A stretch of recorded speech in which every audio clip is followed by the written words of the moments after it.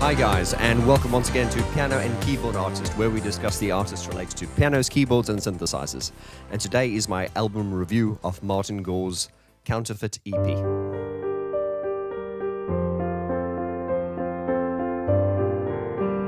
The Counterfeit EP was released on the 12th of June 1989 on the Mute label. This is a Martin Gore solo album, and this was just after the Music for the Masses tour and just before Violator. So it was obviously at a point where, you know, between the two albums, Martin felt quite expressive and he wanted to put an album out. Now, it was interesting to go with the name Counterfeit, counterfeit meaning fake or not real.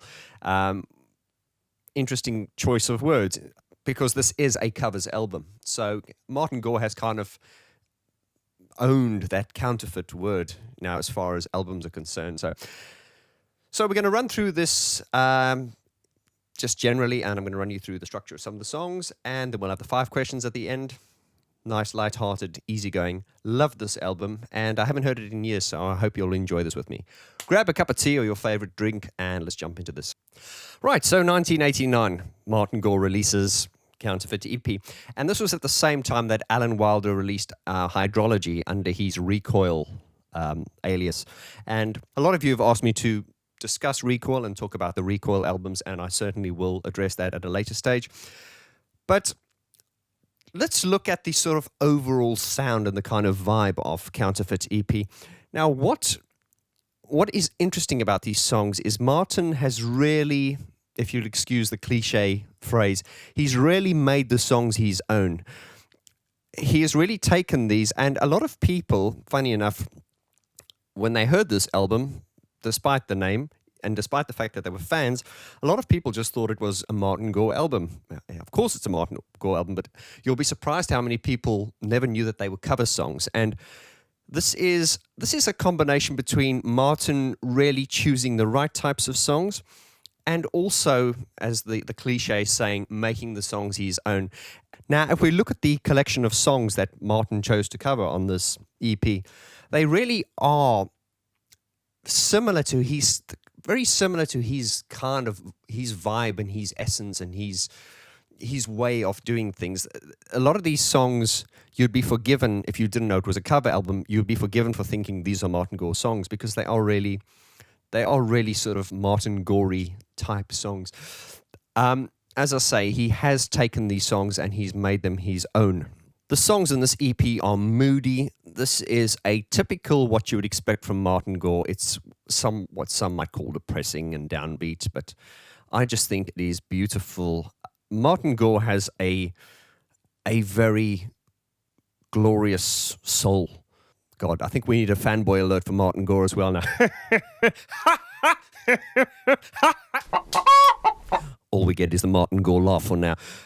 But Martin Gore, once again, a typical Vaughn saying, I struggle to find the words. Martin Gore, as I say, he manages, and I've always said this, his songs are always they're so dark and moody, but they're light at the same time. There's nothing contrived about Martin Gore's songwritings or him as an artist. He always manages to, although some people who are not fans can listen to Martin Gore and say, oh God, it's a bit gloomy, it's a bit dark. Yeah, but if you look deeper and if you have the musical sensibility that I know we have on this channel, you can feel the yearning and the beauty in Martin's songs. He doesn't go out as a songwriter to write out songs that are dark and gloomy and miserable. No, he doesn't. He just writes from a very honest perspective. And to some, Martin's songs do come across as gloomy and miserable, but to those of us who know better, we know that Martin is a fine artist, and we always say that, I always say to people, if you call them depressed mode, then you're just stupid. And check out Nicki Minaj, you'd love her. Right, so we are drifting a little bit too much onto the Martin Gore as a sort of like a songwriter, but coming back to what I'm trying to illustrate here is the fact that these songs were well chosen, well put together, and they've got his signature all over them. He has definitely taken these songs and he's made them his own.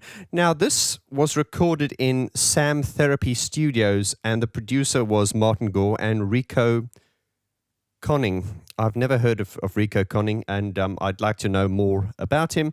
Now, there is not much information regarding this album, so I think this can be a very interesting discussion at the end of the video. You can leave your comments below. There's not much about this. This album remains quite mysterious. But of course, listening to it again after many years, for this album review, I'm just blown away with it. What I like about this album is its simplicity. It almost has kind of like I won't say a demo sound. I mean, it doesn't sound rough. It's pretty polished. But of course, it doesn't sound as produced and as epic as, let's say, the Depeche Mode albums. But it is a very refreshing album. I think, remember at this point, it was 1988 or 87, they had released Music for the Masses. They'd gone on the Masses tour, and that was a really epic album. And I think this was quite a nice little, like a little breather. And, I think it was a great way for Martin just to express himself. And as I say, going through these songs again and listening to it again for the first time in a long time, it did bring back very fond memories, and I really, really love this album.